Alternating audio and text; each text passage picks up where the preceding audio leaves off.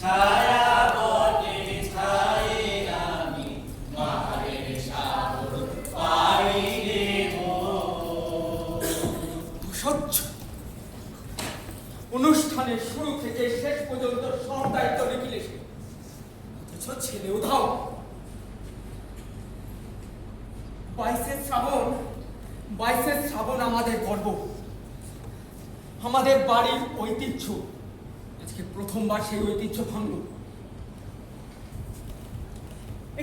কেমন ছেলে মানুষ করেছি, মাথায় শুধু মোবাইল, সিনেমা, বন্ধু বান্ধব, আড্ডা।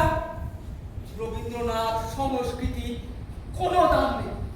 আহা, এত রেগে লাভ কি? হয়তো দরকারে কোথাও গেছে। তাছাড়া আজকালকার ছেলেমেয়েরা তো নিজের মতো করেই চলে। নিজের মতো মানে? নিজের মতো মানে বাবার মুখে কলঙ্ক লাগানো, তাই তো? আজকে আমি অতিথিদের সামনে অপদস্থ হচ্ছি।